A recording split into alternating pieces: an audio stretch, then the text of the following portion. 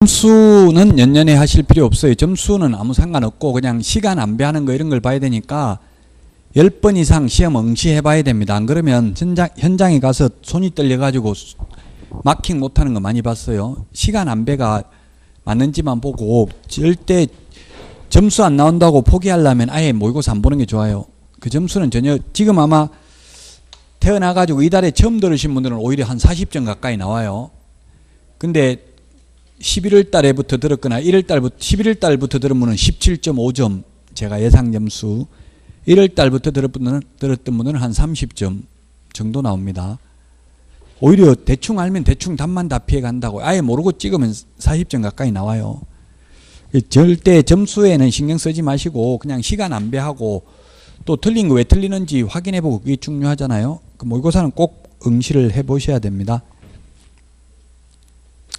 공인중개사법은 개정된 부분 상가 건물 임대차 보호법 6억 1천만 원 이런 거 반영했어요. 1월 20일 날 1월 26일 날 개정된 부분까지 다 반영을 해서 출제했습니다.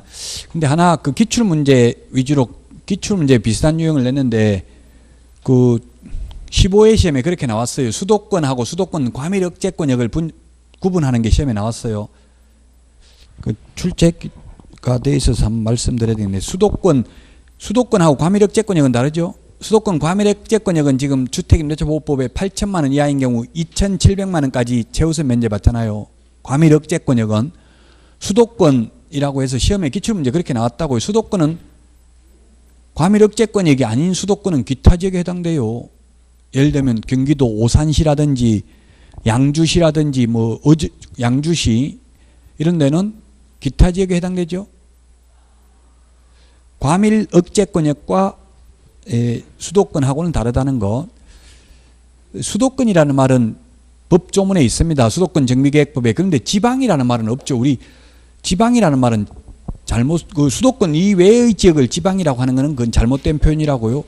지방은 서울도 서울지방이라고 하잖아요. 서울지방, 경기지방 이렇게 하죠. 그 어떤 특정 지역을 지방이라고 하는데 우리나라는 지금 개념이 수도권 이외의 지역을 지방이라고 하잖아요. 그 지방대학 이런 말을 쓰는데 미국의 하버드대 이런 거 다 지방대입니다. 하버드 워싱턴에 있는 게 아니거든요. 하버드대. 그럼 다 지방대인데 그 말이 안 되잖아요. 자, 그래서 모의고사 꼭 응시해 보시고요. 109페이지 등록증 등의 개시 의무입니다. 개시 의무. 110페이지 개시해야 될 사항 4가지가 있는데 개시해야 될 거 4가지. 등수보자 몇 등인지 등수보자 이렇게 암기하도록 하겠습니다. 개시해야 될 의무는 등수보자. 한번 그 모의고사를 보고 틀리본 거는 시험 볼 때까지 기억에 남아요. 지금 들을 때는 무슨 말인지 몰랐다가 한번 틀려보고 또 한번 보면 이제 시험 볼 때까지 기억에 남겠죠. 이 등록증은 사업자 등록증이 아니라 중개사무소 개설 등록증, 중개보수요율표, 손해배상을 위한 보정설정 증명서류, 자격증 원본, 소속공인중개사가 있을 경우 소속공인중개사 자격증도 개시해야 됩니다. 소속공인중개사 자격증 개시 안 하면 소속공인중개사가 처벌받습니까? 개업공인중개사가 처벌받습니까? 이 개시 의무는 우리 암기 프린터 31번 별표 3에 있는데 31번 별표 3에 있는데 개시 의무는 개업공개사 개공에게만 해당된다고. 개시 의무, 보존 의무, 보정설정 의무는 따라서 직원인 소속공개사 자격증을 개시 안 해도 소속공개사가 처벌받는 게 아니라 개업공개사가 100만 원 이하의 과태료입니다. 저도 실장으로 근무해봤는데 이거 자격증 개시를 해놓으니까 사장이 지금 빨리 떼라 안 떼면 갖다 버리겠다 이렇게 하더라고요. 근무하는 한 말을 들을 수밖에 없잖아요. 그 사장 말을. 그래서 소속공개사 자격증 개시 안 해도 소속공개사가 처벌받는 게 아니라 개업공개사가 100만 원 이하의 과태료다. 다 원본입니다. 중개사무소 등록증 원본, 자격증 원본을 개시해야 된다. 개시는 보기 쉬운 곳에, 보존은 보이지 않는 곳에 보존해도 상관이 없습니다. 자, 그 다음에 사무소 명칭 표시가 있고 그 다음에 113페이지 중개대상물 표시 광고가 있습니다. 이것도 이번 모의고사에 아마 출제를 했는지 안 했는지 저도 기억을 잘 못하겠는데 시험에 기출문제는 출제됐습니다. 자, 그러면 기출문제 출제됐는데 중개사무소는 간판을 달아야 된다, 안 달아도 된다? 답이 뭐예요? 간판 안 달아도 된다. 시험 2번이나 출제됐습니다.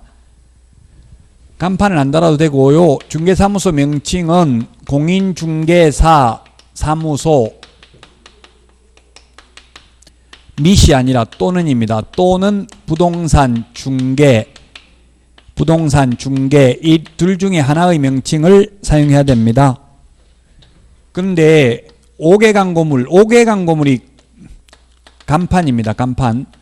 5개 광고물을 설치해도 되고 안 해도 됩니다. 5개 광고물. 근데 현실적으로는 5개 광고물 설치했어요, 안 했어요? 전부 다 해놨죠? 5개 광고물을 설치 안 해도 되는데, 간판을 안 해도 되는데 하려면 반드시 개업공개사 성명을 표기해야 됩니다. 시험에 뭐라고 나오냐면은 5개 광고물에 전화번호 안 적으면, 연락처 안 적으면 100만 원 이하의 과태료다. X죠? 간판에 전화번호 적으라는 말은 없다고요. 등록번호 적으라는 말도 없어요. 근데 지금 우리나라 간판, 중개사무소 간판에 보면 전화번호 100% 다 적혀져 있죠. 그럼 광고하려고 알아서 하는 거지 법에 하라고 의무화되어 있지는 않다고. 전화번호 적으라는 말은. 등록번호, 허가번호 적으라는 말은 없습니다. 근데 간판 지나다니다 보면 등록번호나 또는 옛날에 있는 간판들은 허가번호 적어놓은 거 있죠.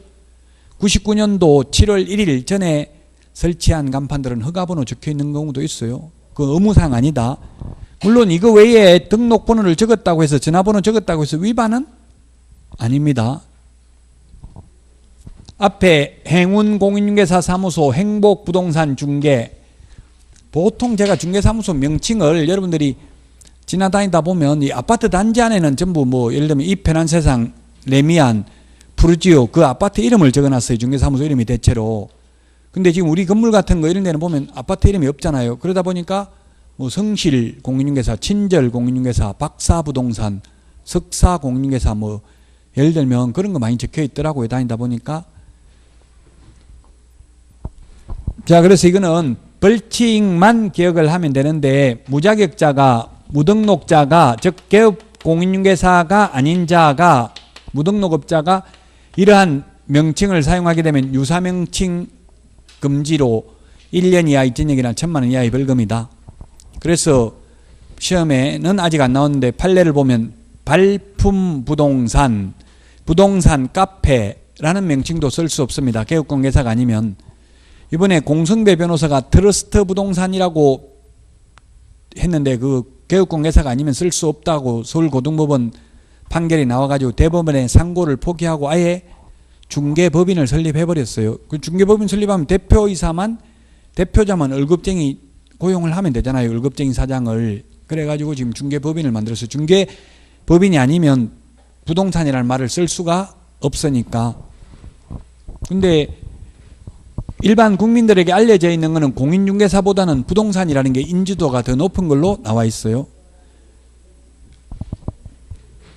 개업 공인중개사가 개공이 이러한 둘 중에 하나의 명칭을 사용하지 않으면 100만 원 이하의 과태료. 예를 들면 개업공개사가 21세기 부동산 컨설턴트, LBA 법률중개사 이런 것만 사용하게 되면, 또 복주머니만 그려놓고 땅 이런 것만 그려놓으면 100만 원 이하의 과태료입니다. 그러나 공인중개사 사무소 또는 부동산 중개라는 명칭을 표기하고 그 외에 복주머니를 그려놔도 처벌받지 않습니다. 그럼 상관없어요.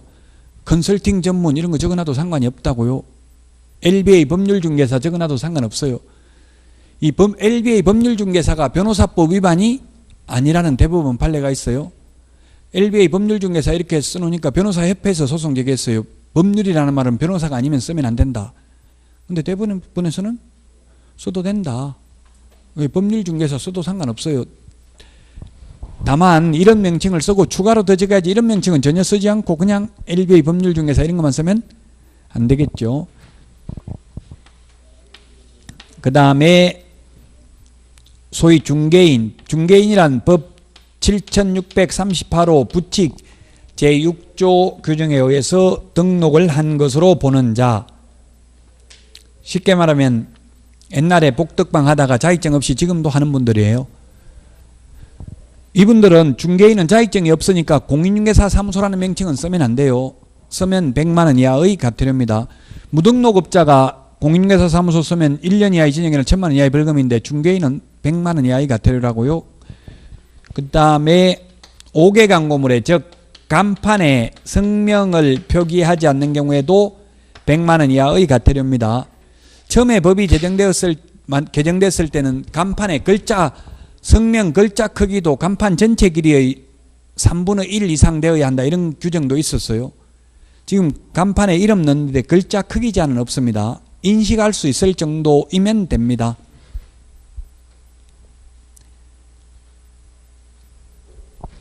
자, 그런데 이제 이게 5개 광고물이고요. 그 다음에 표시 광고물은 표시 광고. 둘 다 광고라는 말이 들어가잖아요. 근데 5개 광고물은 간판이고요. 표시 광고물은 표시 광고 공정하게 관한 법률에 의해서 광고하는 겁니다. 예를 들면 임대문의, 우리 전봇대에 급함, 요즘은 이 급함 이렇게 적혀져 있더라고요. 이게 뭐예요? 급함. 급하게 팝니다. 이렇게 해가지고 급함 해가지고 적어놨더라고요.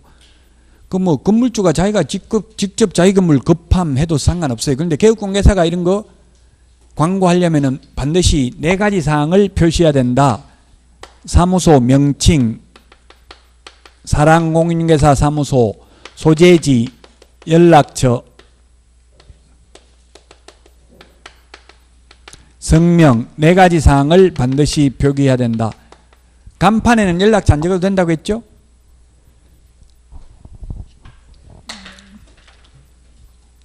무등록자가 개업공개사가 아닌 자가 이런 표시 광고를 하면, 즉 컨설팅업자가 중개대상물 광고하면 1년 이하의 징역이나 1000만 원 이하의 벌금입니다. 무등록자가 하면. 근데 개업공인중개사가 광고를 하면서 이 4가지 사항 중에 한 가지라도 빠지면 100만 원 이하의 과태료입니다. 제가 아는 분은 지금 청주에서 거의 한 달에 5천만 원 번다 하더라고요. 딸, 아들 다 전부 자기 건물 사가지고 한 달에 5천만 원씩 벌어가지고 지금 건물까지 다 샀어요. 그분은 원룸만 해요. 그 사무소는 처음에 얻을 때는 20만 원짜리 어디 변두리에 그냥 조그맣게 얻어놓고 거기서 중개하는 게 아니라 학교에 가서 다 계약서는 쓰더라고. 학생들 상대로. 노하우가 있어요. 영업을 해봤기 때문에. 학생들이 한 명 소개시키면 카카오톡으로 선물 줘. 케이크 이런 거 선물 주더라고요. 그 2명 소개하면 또 더 큰 거 주고, 3명 하면 상품권, 이마트 상품권 그것도 카카오톡으로 줄 수 있더라고요. 줄 수 있죠. 롯데 마트 이런 거, 롯데 백화점 상품권 10만 원짜리 이런 거 준다고 한 3명 소개시켜주면. 그러니까 막 여자분인데 언니 하면서 계속 가만히 있어도 막 데리고 와서, 너무 많이 데리고 와서 지금 골치 아파요. 계약서 미쳐 하루에 막 20장씩 쓰고 이런다 하더라고. 신학기 되기 전에는, 3월 되기 전에는. 2월 말 이렇게 되면. 그 요즘은 그게 이제 방학 때 되면 학생들이 다 빠지고 가버리잖아요. 원룸 그냥 보증금 없이 하면. 그래서 요즘은 또 주인들이 방학 때도 해야 되는 걸로 이렇게 계약서를 쓰나 봐요. 6개월 단위로. 이제 방학 때 가버리니까 또 세를 못 내잖아요. 못 주잖아요. 그러니까 1년 단위나 6개월 단위 이렇게 계약을 하려고 하나 봐요. 6개월 단위를 주로 많이 하나 봐요. 8월 달까지 하면 계약하고 그래야만 안 한다. 6개월, 3월 달부터 8월 달까지 하면 결국 6개월 맞나? 6개월 정도 되죠. 그렇게 하나 봐요. 안 그러면 7월 달부터 그냥 학생들 다 가버리고 거의 6개월은 공실로 나눠야 되잖아요. 방을.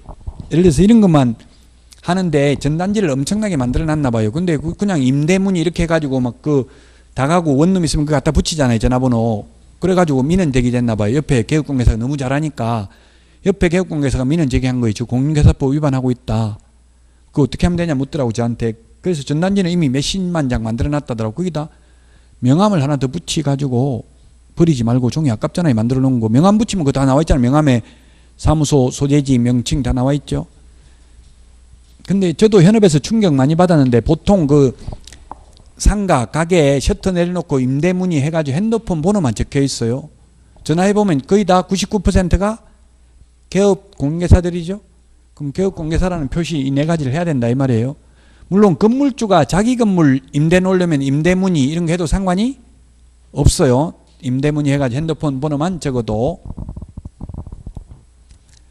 자, 그 다음에 간판 철거해야 되는 게 있는데, 간판 철거. 간판 철거가 명시되어 있는 거는 딱 세 개밖에 없죠. 사무소 이전 신고하는 경우, 그 다음에 중개사무소 폐업 신고하는 경우, 그 다음에 등록 취소, 세 개밖에 없습니다. 즉 업무 정지나 휴업 신고는 간판 철거할 의무가 없다고요. 요 세 개만 간판 철거해야 됩니다. 간판 철거 안 하면 과태료, 징역, 벌금, 업무 정지 없습니다. 간판 철거 안 해도.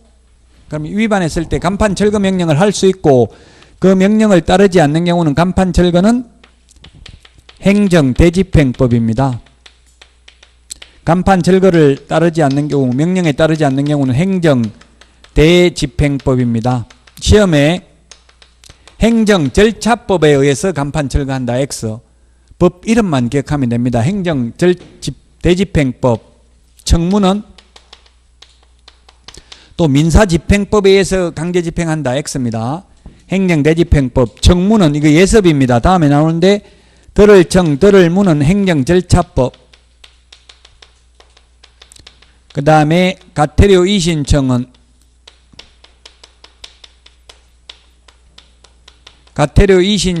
질서 위반행위 규제법. 질서 위반행위 규제법. 그러면 우리 세입자가 월세도 안 내고 나가지도 않고 계약기간 끝났는데 계속 버티고 있으면 그 무슨 법에 의해서 강제집행해야 돼? 그건 민사집행법에 의해서 강제집행해야 되죠. 안 나간다고 강제를 끌어낼 수는 없잖아요. 자력구제는 안 돼요. 우리나라는 국가공권력만이 이 강제집행을 할 수 있습니다. 자, 그래서 지금 서식까지가 아니라 우리 그 114페이지까지 다 했습니다. 114페이지까지. 그 다음에 117페이지 일반 중개계약입니다. 앞에서 중개계약하고 거래계약을 구분해야 된다 했죠. 다시 한번 중개계약하고 거래계약. 중개계약, 매도인 파는 사람, 매수인 사는 사람, 개업공개사, 개업공개사에게 우리 집 팔아주세요, 팔아드리겠습니다, 사주세요, 사드리겠습니다, 이렇게 맺는 계약을 중개계약 또는 중개의뢰계약. 거래가 완성되었을 때 거래 당사자 간에 맺는 매매계약, 교환계약, 임대차계약이 거래계약이다. 현실적으로 우리나라에서 중개계약은 거의 말로, 구두로 우리 집 팔아주세요, 사주세요 이렇게 한다. 그런데 이게 28회 작년 시험에 출제가 되는데요. 117페이지 중간에 양가로 2번에 보면 물가, 수준, 4가지 사항을 기재한 일반 중개계약서 작성을 요청할 수 있습니다. 우리 암기 프린터 10번에 밑에 보면 물가 수준이라고 적어놨고요. 우리 교과서는 117페이지 양가로 2번에 물가 수준이 뭐냐면 중개대상 물의 위치 및 규모, 거래 예정 가격, 거래 예정 가격에 의한 중개보수, 의뢰인과 개업공개사가 준수하여야 할 사항, 이 4가지 사항을 기재한 일반 중개계약서 작성을 요청할 수 있다. 요청받은 개업공개사는 그 요청을 거부할 수도 있다. 이 요청할 수 있는 일반 중개계약서 법정 서식이 있다. 그러나 일반 중개계약서는 보존 의무가 없다. 우리 거래계약서는 5년 보존, 전속 중개계약서는 3년 보존이라고 했죠. 일반 중개계약서는 우리 집 팔아주세요, 사주세요. 현실적으로 이 일반 중개계약서를 적어보지를 않았기 때문에 헷갈리겠죠. 일반 중개계약서는 법정 서식은 있는데 보존 의무 없습니다. 그 법정 서식이 어디 있냐면 119페이지에 이게 법정 서식입니다. 법정 서식 1번 보니까 을의 의무사항, 을이 개업공개사입니다. 119페이지. 거래가 조속히 이루어지도록 노력해야 된다. 성실히. 이게 개업공개사 의무고요. 2번 갑의 권리 의무. 갑이 의뢰인이죠. 의뢰인은 또 다른 개업공개사에게 의뢰할 수 있다. 팔아달라고. 일반 중개계약을 체결하고도. 그 다음에 방가로 2번에 보면 확인 설명 의무를 이행하는 데 협조해야 된다. 지금 이 1번, 2번 의뢰인과 개업공개사의 권리 의무만 전속중개계약하고 다르고 나머지는 모두 3번 유효기간 원칙 3월 예외 당사자 약정부터 끝까지 6번까지는 전속중개계약서하고 똑같습니다. 맨 밑에 서명 및 날인이 아니라 중개계약서에는 뭐라고 되어 있다? 서명 또는 날인입니다. 유효기간 원칙 3월 예외 당사자 약정이라는 말은 암기 프린터 43번에 3번, 4번에 있습니다. 이 일반 중개계약에 대해서는 올해 시험에 또 나올 확률은 좀 희박합니다. 왜냐하면 28회 작년에 나왔기 때문에 이게 5년에 한 번 정도 출제되는 내용입니다. 자, 그러면 전속중개계약 122페이지 전속중개계약은 별표하시고요. 반드시 시험에 출제됩니다. 별표 3개입니다. 전속중개계약 특정한 개업공개사에 한하여 중개를 일임하는 중개계약을 전속중개계약이라고 합니다. 지금 연예인들이 보면 매니지먼트사에 전속이 많이 돼 있죠.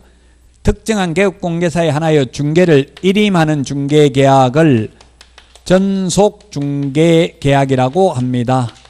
그래서 시험에 개업공인중개사와 의뢰인이 중개계약을 체결하는 때에는 반드시 전속중개계약을 체결해야 된다 하면 X입니다.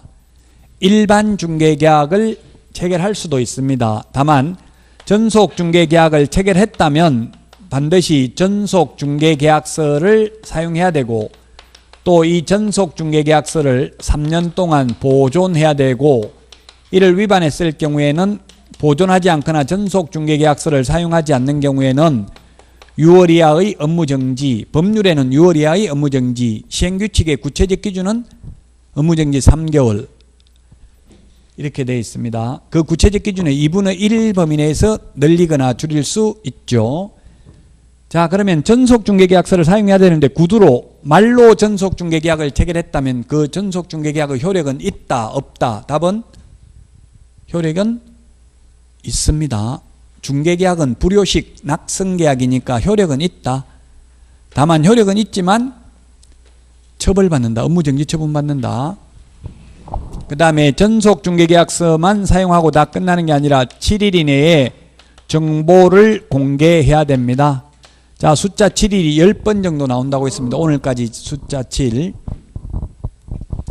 정보를 공개해야 되는데 정보 공개는 국토교통부 장관으로부터 지정을 받은 부동산 거래 정보망 또는 일간신문에 정보를 공개해야 됩니다.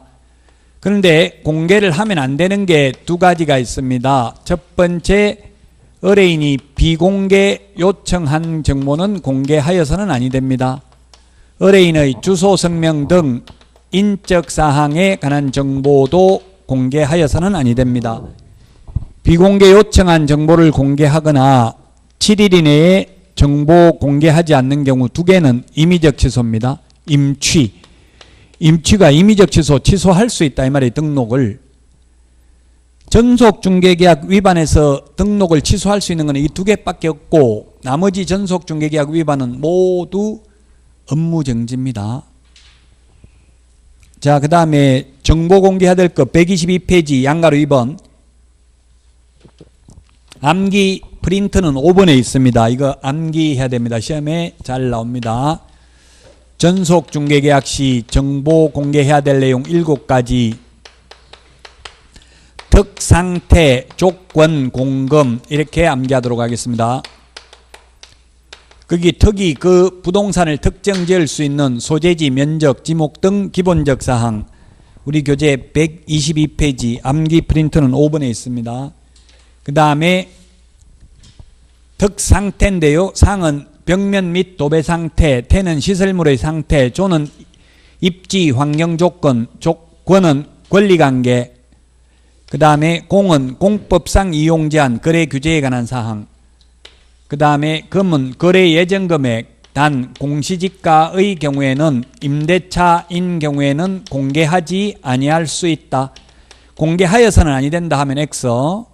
권리관계 중에서 인적사항에 관한 정보는 공개하여서는 아니 된다. 시험에 인적사항을 공개하지 아니할 수 있다. 이렇게 하면 X입니다. 특상태, 조건, 공금 반드시 암기해야 됩니다.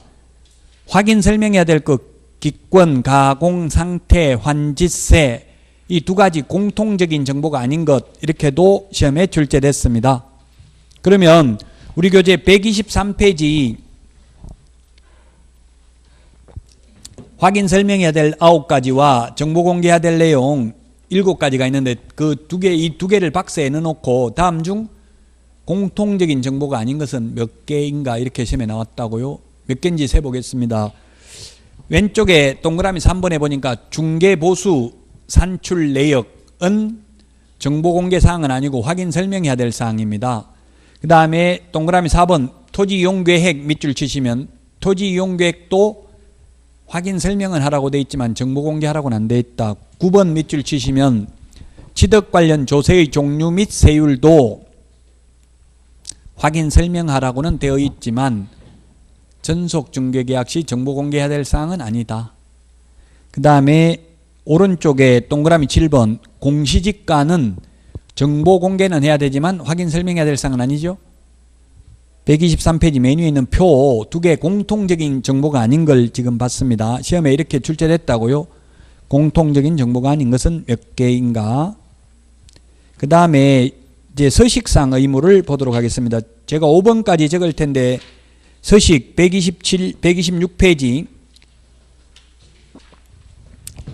1, 2, 3 의뢰 의무사항부터 1, 2, 3을 저는 여기에 3, 4, 5로 적겠습니다. 1, 2, 3 개업 공인중개사가 거기는 갑이 아니고 을이죠. 의뢰 의무사항입니다. 우월적 지위에 있는 사람이 갑이죠. 개업공개사 의무사항입니다. 126페이지 서식 메뉴에 126페이지 서식입니다. 을 개업공개사는 2주일에 1회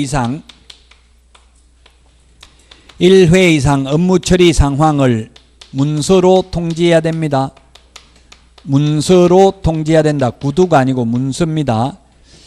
2주일에 1회 이상입니다. 시험에 일주일에 2회 하면 X입니다. 코미디언 2주일을 생각하십시오. 2주일에 1회 이상. 구두가 아니라 문서로 통지해야 됩니다. 문서. 팩스, 이메일, 문자 메시지, 카카오톡 다 가능합니다. 즉 한 군데만 딱 내놨는데 이게 아무 연락도 없으면 이게 도대체 일을 하고 있는 건지 궁금하잖아요. 그러면 손님 몇 명 보고 갔습니다. 조금만 더 기다리십시오. 열심히 노력해 보겠습니다. 예를 들어서 이런 식으로 문자 메시지든지 카카오톡 메시지 보내면 되겠죠.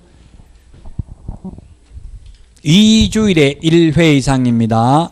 그 다음에 7일 이내에 지금 서식상 의무입니다. 지금 하고 있는 게 7일 이내에 정보를 공개해야 되고 정보를 공개하고 나면 공개한 사실을 지체 없이 의뢰인에게 문서로 통지해야 됩니다. 전부 문서입니다. 그 통지 방법에는 아무런 제한이 없다. X입니다. 그 다음에 확인 설명 의무가 있습니다. 그렇다고 해서 시험에 전속중개계약은 확인 설명을 하여야 하나 일반중개계약은 확인 설명 안 해도 된다 하면 X입니다. 확인 설명은 어떠한 경우에도 생략할 수 없습니다. 다음은 의뢰인 갑의 의무사항입니다. 의뢰인 갑 의뢰인이 A라는 개업공개사와 전속중개계약을 체결해 놓고는 전속을 맺은 A 개업공개사가 아닌 B 개업공개사에게 중개를 의뢰하여 거래한 경우에는 그가 지불하여야 할 중개보수에 해당하는 위약금을 A 개업공개사에게 지급해야 됩니다. A가 계약을 성사시키면 100만 원 받기로 되어 있다면 전속을 맺어놓고는 다른 개업공개사에게 중개를 의뢰해서 거래가 이루어지면 위약금 100만 원 다 받을 수 있다는 이야기입니다. 중개보수만큼. 그 다음에 A 개업공개사가 을 매수 의뢰인을 소개시켰습니다. 그런데 이게 개업공개사를 배제하고 자기들끼리 다이렉트로 직접 계약을 체결해도 역시 갑 의뢰인에게 중개보수에 해당하는 위약금 100만 원을 받을 수 있다는 이야기입니다. 이론적으로는. 근데 현실적으로는 둘이 붙여놓으면 골치 아프다고 잘 감시를 해야 돼요. 이게 중개보수 안 주려고 몰래 한 걸 받아내기는 쉽지 않잖아요. 안 주면 또 소송해가지고 강제 집행하기가 쉬운 일이 아니잖아요. 현실은. 그런데 의뢰인 스스로 발견한 거래 상대방과 직접 계약을 체결한 경우에는 중개보수의 50% 범위 내에서 개업공인중개사의 소요된 비용을 지불하되 사회통념상 상당하다고 인정하는 비용만 받을 수 있습니다. 이 한 건 하면 중개보수가 100만 원이었는데 이 100만 원 받으려고 광고비를 60만 원 지출했습니다. 그런데 이 갑 의뢰인이 나 이모한테 그냥 팔았다. 이런 식으로 나오면 중개보수나 위약금은 한 푼도 못 받아요. 위약금 없습니다. 시험에 스스로 발견한 경우 50% 위약금 받을 수 있다. X입니다. 위약금은 한 푼도 못 받고요. 중개보수도 한 푼도 못 받고 비용만 받을 수 있어요. 근데 비용을 무한대로 인정되는 게 아니라 중개보수의 50%까지만 비용을 인정해 준다. 따라서 비용을 60만 원 지출해도 60만 원 다 못 받고 50만 원만 받을 수 있습니다. 근데 비용을 30만 원 지출했으면 30만 원 다 받죠. 중개보수의 50% 범위 안에 들어가니까 만약 비용 지출한 게 없다면 한 푼도 받을 수 없습니다. 이거 한 문제 반드시 나와요. 한 문제는 두 문제 나올 수도 있어요. 이 5번까지 지금 여기 4번까지가 중요해요. 5번은 뭐 쉽게 알 수 있죠. 5번은 유효기간입니다. 유효기간 원칙 일반 중개계약의 표준 서식이나 전속 중개계약이나 모두 유효기간은 원칙 3월 예외 당사자 약정입니다. 그래서 5개월로 약정할 수도 있고 2개월로 약정할 수도 있다는 이야기입니다.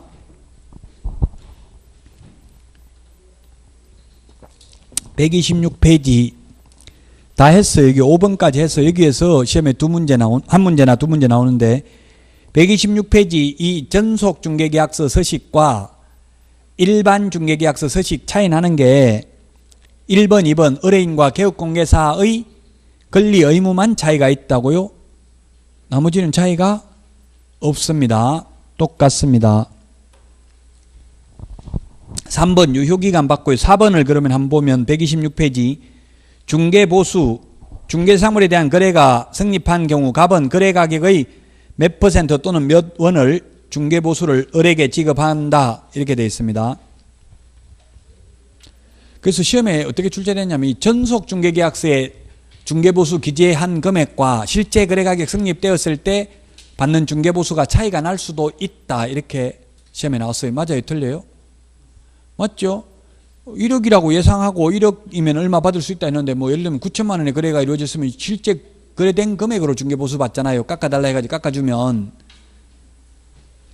그런 것도 시험에 출제됐습니다. 그 다음에 5번 을의 손해배상 책임 을이 개업공개사입니다. 을은 다음 행위를 한 경우에 갑에게 그 손해를 배상하여야 한다.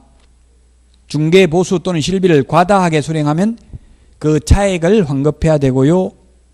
또 확인 설명을 소리하여 의뢰인에게 재산상 피해를 발생케 한 경우 그 손해액을 배상해야 됩니다. 손해액을 배상해야 된다. 시험에는 보정 설정 한도액 범위 내에서 배상하면 된다. X입니다. 보험을 1억 가입하잖아요. 개인은 손해 3억 입혀 있으면 보험회사에서 1억 배상하고 나머지 차액은 자기 개인 재산 가지고 배상해야 되죠. 손해액을 전부 다 배상해야 됩니다. 재산상 손해만 배상합니다. 정신적 손해는 공인중개사법상 배상 책임은 없습니다. 그 다음에 마지막 그 밖의 약정상 약정할 수 있고요. 지금 맨 밑에 계약자를 보면 주소, 생년월일, 성명, 전화번호 이렇게 되어 있습니다. 이건 알아야 나중에 소송 당사자를 특정할 수 있다고요. 특정하려면 주민등록번호 다 알아야 되는데 요거 가지고 가서 동사무소에 가서 떼달라고 하면 떼줘요. 소장 작성해서 가면. 127페이지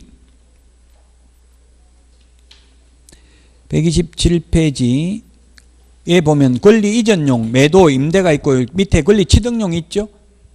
그래서 보통 우리 현업에서는 주로 매도인들이 와서 팔아달라고 내놓는 게 많아요? 아니면 매수인이 좋은 물건 나오면 사달라고 와서 전화번호 적어주는 게 많아요? 현실적으로는 거의 매도 의뢰인하고 많이 하죠. 매수 의뢰인은 보고 없다고 하면 예 알겠습니다. 다른 데 가보고 오겠습니다. 알아보겠습니다. 이렇게 하고 거의 다 갔다 온다 해도 갔다 온다고 하면 와요 안 와요? 올 수도 있고 안 올 수도 있다. 시험에 고객 의사결정은 고정적이지 않고 유동적이다 이런 게 시험에 나왔어요. 고정적이지 않고 유동적입니다. 올 수도 있고 안 올 수도 있어요. 올 수도 있으니까 왔다 그냥 간다고 뒤통수에다 대고 욕하면 안 되겠죠. 예, 사장님 잘 다녀오십시오 하고 인사해야 돼. 그러면 뭐 오든 안 오든 그래야 올 수 있지. 막 욕하고 이러면 오고 싶어도 민망해서 이제 못 오죠. 항상 뭐 가슴 속은 아프지만 항상 웃으면서 인사해야 돼요. 예, 잘 다녀오십시오 이렇게 하고 인사해야 되죠. 자, 거기에 시험에 127페이지 소유자 및 등기 명의인 이렇게 돼 있는데 시험에 한번 이런 것도 한번 나온 적이 있어요. 만약에 소유자와 진정한 소유자와 등기 명의인이 다른 경우에 누구하고 계약을 체결해야 되는가? 시험에 나왔어요. 답은? 누구의 진정한 소유자와 등기 명의인이 다른 경우 누구하고 계약해야 돼요? 진정한 소유자하고 해야 돼. 왜냐하면 등기법에 등기 공신력은 인정되지 않는다고 나와 있잖아요. 등기부를 믿고 했다가 예를 들면 그런 거 많이 있었어요. 사고가. 예를 들면 수용보상금을 받고 이미 수용됐어요. 국가에. 수용됐는데 또 팔아먹어서 등기부에는 자기 이름으로 등기되어 있는 걸 기화로. 그런 경우에 개업공개사가 등기부만 딱 떼보고 했다면 손해배상 책임이 있다는 게 판례예요. 등기부만 떼보면 안 되고 신분증 보고 등기필 정보까지도 확인해야 돼. 등기필 정보를 확인 안 했다면 손해배상 해야 된다는 판례가 있다고요. 그런 거 사고 날 수도 있어요. 등기 명의가 중요한 게 아니라고 진정한 소유자하고 해야 돼요. 수용되고 없으면 등기 없이도 물권 변동 효력은 이미 발생한 거잖아요. 민법 187조에 의해서. 상속 같은 경우도 마찬가지잖아요. 상속은 뭐 피상속인이 사망하면 자동적으로 상속인 소유가 되죠.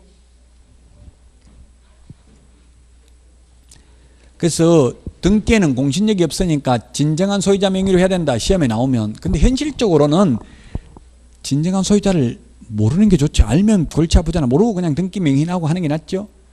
그 파헤쳐가지고 알아버리면 이제 그때부터는 골치 아파요. 알고도 등기 명의인하고 했다가 사고 나면 책임져야 된다고요. 현실적으로는 거의 99.9%는 등기 명의인하고 진정한 소유자가 거의 같잖아요. 그러니까 진정한 소유자가 따로 있다는 걸 시험에 나오면 알려고 하면 안 된다 하면 X입니다. 그러나 실제로는 현업에서는 너무 많은 걸 알려고 하면 계약 못해요. 이것저것 다 알아버리면 못하죠. 무서워서. 어쨌든 시험에 나오면 등기 명의인하고 계약하는 게 아니라 진정한 소유자하고 계약해야 된다. 그 다음에 대상 물건의 표시 적는란이 있고 그 밑에 권리관계, 거래규제 및 공법상 제한사항, 그 다음에 중개 의뢰 금액 그걸 체크하세요. 중개 의뢰 금액. 중개 의뢰 금액이 호가잖아요. 호가. 얼마 받고 싶은지 부르는 금액. 그래서 중개 의뢰 금액을 적는 게 일반 중개계약서 표준 서식과 전속 중개계약서에는 중개 의뢰 금액을 적습니다. 그 다음에 거래 예정 가격, 거래 가격 이런 걸 구분해야 되거든요. 일단 의뢰 금액을 적는 게 전속 중개계약서하고 일반 중개계약서 두 군데 있다. 그 다음에 권리 취득용도 있어요. 그 권리 취득용은 희망 물건의 종류, 희망 가격, 희망 지역, 희망 조건 이런 걸 기재해가지고 계약서를 적어 놓을 수도 있다. 좋은 전세 좋은 거 나오면 연락해달라 이렇게 할 수도 있겠죠. 자, 그러면 오늘 이 전속 중개계약까지 말씀을 드렸고요. 다음 시간에는 다음 주에는 이제 부동산 거래 정보망부터 하기로 하고요. 쉬었다가 오늘 문제 풀어보도록 하겠습니다.